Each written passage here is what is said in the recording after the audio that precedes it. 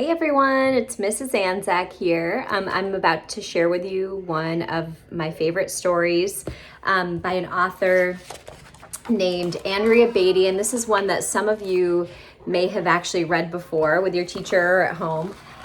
It's called Rosie, Revere, Engineer, and this author has written a couple of other stories that deal a lot with science and scientists, and often one of the themes in her books deals with how to keep trying when something gets hard or when you have a problem, ways that you can solve it. You probably just watched a video about what is an engineer, and I'm hoping we'll be thinking throughout this story some of what you've learned from that video, and I want you to think about how engineers often take a problem and try to find a solution to it. And I want you to try to think about what maybe a problem you have might be and how you might find a creative solution for it through building. Okay, so this is Rosie Revere, Engineer. This is the story of Rosie Revere, who dreamed of becoming a great engineer. In Lila Greer's classroom at Blue River Creek, young Rosie sat shyly, not daring to speak. Rosie's right here in the front.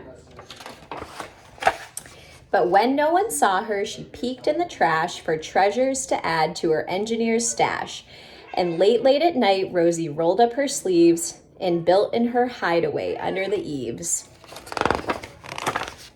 Alone in her attic, the moon high above, dear Rosie made gadgets and gizmos she loved. And when she grew sleepy, she hid her machines far under her bed where they'd never be seen. Look at all the different things that she's recovered from the garbage. Lots and lots.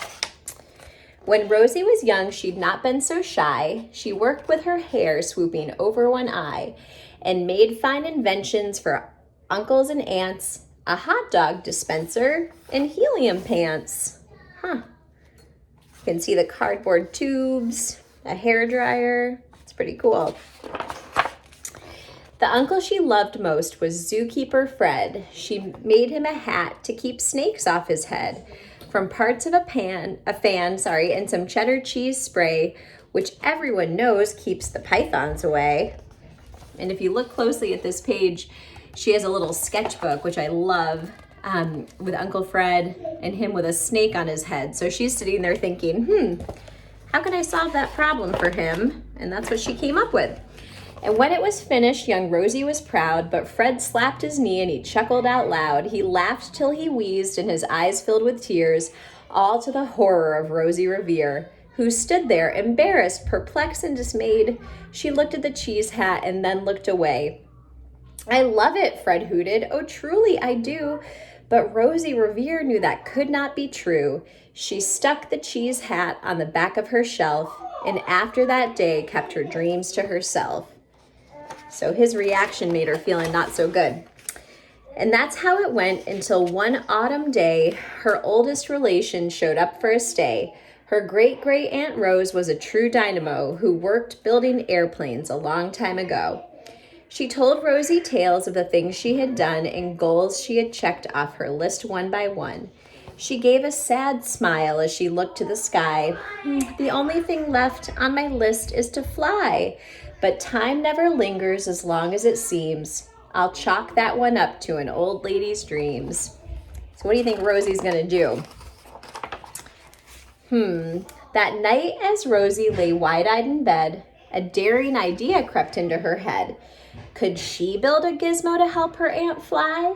She looked at the cheese hat and said, no, not I, but questions are tricky and some hold on tight, and this one kept Rosie awake through the night. So when dawn approached and red streaks lit the sky, young Rosie knew just how to make her aunt fly. She worked and she worked till the day was half gone, then hauled her cheese copter out onto the lawn to give her invention a test just to see the ridiculous flop it might turn out to be.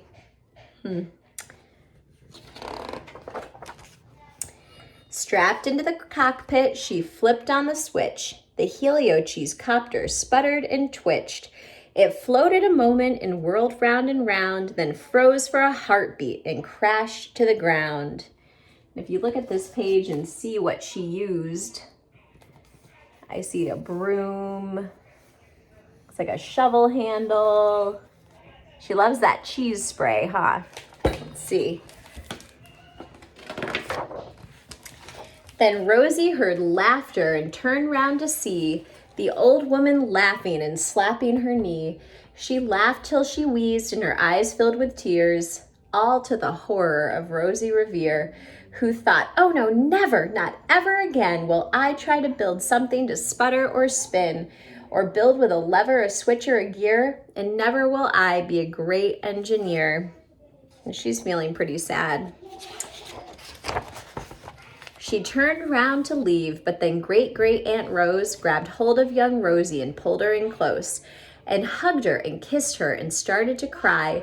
You did it! Hooray! It's the perfect first try! This great flop is over. It's time for the next.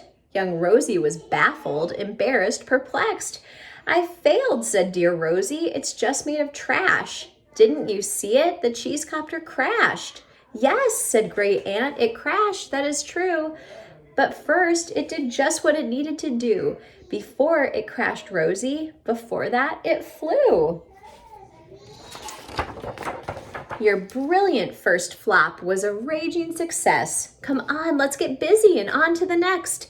She handed a notebook to Rosie Revere, who smiled at her aunt as it all became clear. Life might have its failures, but this was not it. The only true failure can come if you quit. I love that message. They worked till the sun sneaked away to its bed.